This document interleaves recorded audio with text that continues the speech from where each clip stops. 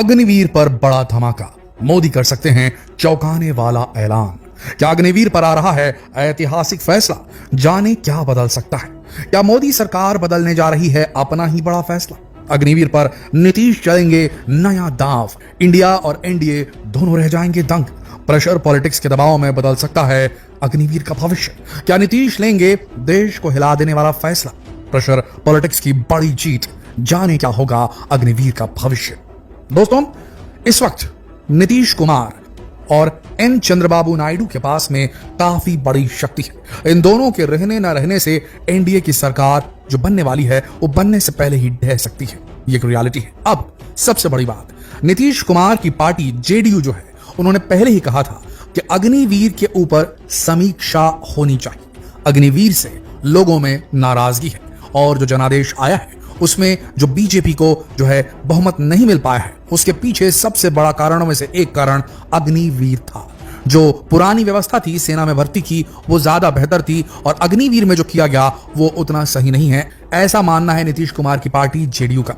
हालांकि ये बात एकदम क्लियर है कि ना ही जेडीयू ने और ना ही टीडीपी ने, टीडीपी चंद्रबाबू नायडू की पार्टी है, दोनों ही पार्टियों ने, दोनों ही दलों ने, जेडीयू और टीडीपी ने अपने अपने घोषणा पत्रों में ये नहीं लिखा था कि अगर वो सरकार में आएंगे तो वो अग्निवीर को जो है हटा देंगे। दोनों ने नहीं लिखा था। हाँ, यह बात श्योर है कि कांग्रेस ने और समाजवादी पार्टी ने और दूसरे जो इंडिया घटक दल जो है, उनमें से कई पार्टियों ने कहा था कि हम अगर पावर में आते हैं, अगर इंडिया ब्लॉक जो है, इंडिया गठबंधन अगर पावर में आता है तो वो अग्निवीर को समाप्त कर देगा और पुरानी व्यवस्था जो है सेना में भर्ती की उसे वापस ले आएगा। इवन राहुल गांधी ने तो साफ साफ ये कह दिया था अपने चुनावी भाषणों के दौरान कि अगर हम सरकार में आए तो हम अग्निवीर के पूरे प्लान को फाड़ करके कूड़ेदान में डाल देंगे। और समाजवादी पार्टी के जो लोग हैं, उन्होंने, खासकर अखिलेश यादव ने, जो लीडर है, उन्होंने ये कहा था कि अग्निवीर जो है ये एकदम गलत है।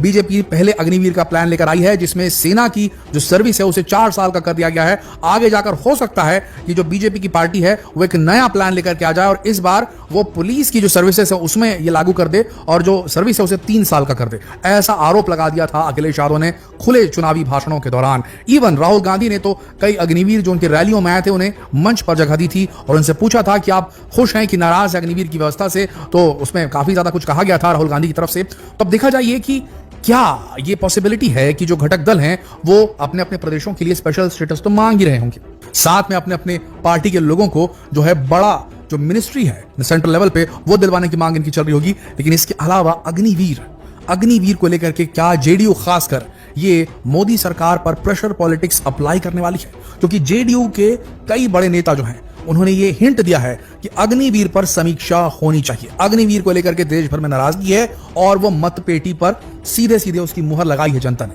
तो अब देखने वाली बात यह है कि अग्निवीर को क्या रिवर्ट बैक करेगी मोदी सरकार? पहली बार जो है क्या उन्हें अपना फैसला वापस लेना पड़ेगा? हालांकि पहली बार नहीं है, किसान आंदोलन के दौरान हमने देखा, कई सारे लैंड रिफॉर्म वाले बिल जो ला रहे थे उसमें भी हमने देखा। तो क्या अब ऐसा होने वाला है कि पीएम मोदी की सरकार अब जो थर्ड टाइम में बनेगी ये पीएम मोदी की सरकार ना होकर के एनडीए की सरकार ज्यादा होगी? पीएम मोदी की जो एक पर्सनालिटी नजर आती है उनके कामकाज में, जिस तरीके से वो यूनिलैटरली डिसीजन लेते हैं और सीधे सीधे अपने हिसाब से अपने प्लान को एग्जीक्यूट करते हैं, क्या इस बार जो घटक दल होंगे एनडीए के, खासकर टीडीपी और जेडीयू, इनका काफी प्रभाव मिलने वाला है देश की सरकार के ऊपर, मोदी सरकार के ऊपर में? ये सोचने वाली बात है। और क्या मोदी जी खुद अग्निवीर जो है इस पूरे प्लान को निरस्त करने में अग्री हो जाएंगे? सोचने वाली बात है। क्या यह संभव है कि जेडीयू सिर्फ इसी बात पर अटक करके जो है समर्थन वापस खींच लेगी? देखिए, सबसे बड़ी बात आपको बता दें, दिल्ली में सरगर्मियां चरम पर है। एनडीए चुप नहीं बैठी है और बीजेपी तो बिल्कुल भी शांत नहीं बैठी है। ऑलरेडी जो अदर्स, अन्य निर्दलीय जो जीत करके आए हैं उम्मीदवार, उन्हें जो है संपर्क उनके साथ में साधा जा रहा है बीजेपी की तरफ से, ताकि इन केस टीडीपी या जेडीयू में से अगर कोई साथ छोड़ भी जाए तो उनका जो 270-72 का जो आंकड़ा आना चाहिए, 272 का जो आंकड़ा आना चाहिए, जो जादुई नंबर है मेजॉरिटी का, वो ना मिस हो जाए एनडीए से। तो यहां पर बीजेपी जो है एनडीए को पूरी तरीके से बहुमत में रखने के लिए एकदम तत्पर है और जेडीयू या टीडीपी के नुकसान के बावजूद अपने बहुमत को बनाए रखने के लिए और दलों से लगातार बातचीत में लगी हुई है, ताकि वो पूरी जो है दृढ़ता के साथ में अपने फैसले, जो कि आपने सुना होगा कि मोदी जी ने जब ये चुनाव के नतीजे आए, शाम में उन्होंने जो मीटिंग की और उसके बाद भी उन्होंने एक बहुत बड़ा संदेश दे दिया। इतना सब कुछ होने के बाद 250 भी नहीं पहुंच पाई बीजेपी, तभी भी मोदी जी ने खुल करके सामने मंच में कहा कि बड़े फैसलों के लिए तैयार हो जाइए। तो बड़े फैसले क्या होंगे और वो बड़े फैसले जो हैं क्या वो जेडीयू और टीडीपी के लीडर से पूछे बगैर ले सकती है मोदी गवर्नमेंट? ये संभव नहीं लग रहा दोस्तों। तो उसी चीज को करने के लिए जो है बीजेपी अपने बहुमत के आंकड़े को मेंटेन करने के लिए, ताकि एनडीए बहुमत में ही रहे अगर जेडीयू छोड़कर जाती है, टीडीपी छोड़कर जाती है तो भी, और उनके ऊपर दबाव बनाने के लिए, जेडीयू और टीडीपी के ऊपर दबाव बनाने के लिए क्या मोदी सरकार ये कोशिश करेगी, एनडीए सरकार ये कोशिश करेगी कि उनका आंकड़ा जो 292-93 का है उसे 300 कर दिया जाए, ताकि इनकेस टीडीपी से अगर हाथ छुड़ाना पड़े या जेडीयू का हाथ छोड़ना पड़े तो उस केस में भी जो है उनकी सरकार बहुमत में रहे और गिरे ना। तो इस चक्कर में वहां कवायद चल रही। अब देखते हैं, सबसे इंपॉर्टेंट चीज सुनिएगा जरूर। देखिए यहां पर नीतीश कुमार का बहुत बड़ा रोल है। एक वक्त पर यह सोचा जा रहा था कि नीतीश कुमार जो है वो बीजेपी के भरोसे बिहार पर राज करने के बारे में सोच रहे हैं।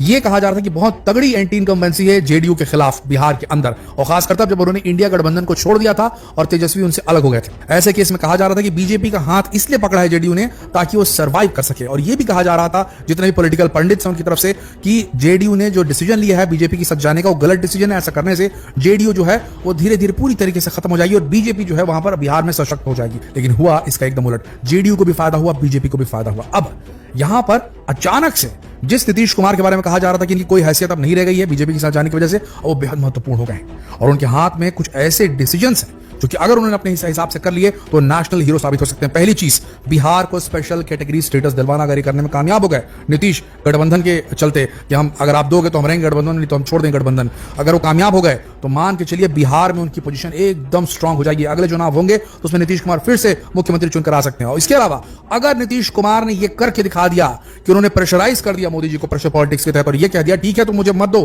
मंत्रालय, लेकिन अग्निवीर की समीक्षा करके उसमें बदलाव ले आओ, अगर यह करने में कामयाब हो गए तो पूरा देश नीतीश कुमार की वाहवाही करने लगेगा। क्योंकि आपको बता दें जो अग्निवीर का प्लान है उसको लेकर डेफिनेटली जनता में रोष है। अब है क्या अग्निवीर और पुरानी व्यवस्था क्या थी, जरा इसको समझ लेते हैं। देखिए पहले जो सेना में भर्ती होती थी उसमें 17 साल की टोटल सर्विस दे दी जाती थी, लेकिन अब 75% अग्निवीर के तहत जो लोग ज्वाइन करेंगे सेना वो 4 साल की उनकी सर्विस रहेगी, उसके बाद उनको रिटायर करवा दिया जाएगा। इसके अलावा जो है जो पुरानी व्यवस्था थी उसमें आजीवन पेंशन मिलती थी जब रिटायर होते थे फौजी, उसके बाद 17 साल की सर्विस के बाद जब रिटायर होते थे आजीवन पेंशन उनको मिलती थी। लेकिन अब 4 साल की सर्विस के बाद जब रिटायर होंगे अग्निवीर तो उन्हें 11.7 लाख रुपए की सेवा निधि पैकेज दी जाएगी। और इसमें भी फर्क है, जो पेंशन था वो पूरा सरकार की तरफ से आता था पुरानी व्यवस्था में, लेकिन नई व्यवस्था अग्निवीर के हिसाब से जो बनी उसमें 30% पेंशन का पैसा जो है अग्निवीर की सैलरी से काट लिया जाएगा। ये बहुत बड़ी बात है। इसके अलावा अगर ओरिजिनल सैनिक जो पुरानी व्यवस्था में जो रहता था उसमें जो घायल अगर हो जाता था कोई सैनिक तो उसके परिवार को पेंशन मिलती थी, जीवन भर मिलती थी उसको पेंशन, उसके अंतिम वेतन के बराबर होती थी। अंतिम वेतन जो से मिला था उसके बराबर जितना उसकी सर्विस रहती वहां तक का पैसा जो उनको पेंशन के रूप में मिलता था और उस राशि पर किसी प्रकार का इनकम टैक्स आयकर नहीं लगता था। लेकिन अगर एक अग्निवीर घायल होता है तो उसे 48 लाख की बीमा राशि मिलती है और ये भी जो है इनकम टैक्स से ये से उसमें नहीं हटाया जाएगा, इनकम टैक्स लगेगा उसमें। तो ये सारी चीजें रहती थी।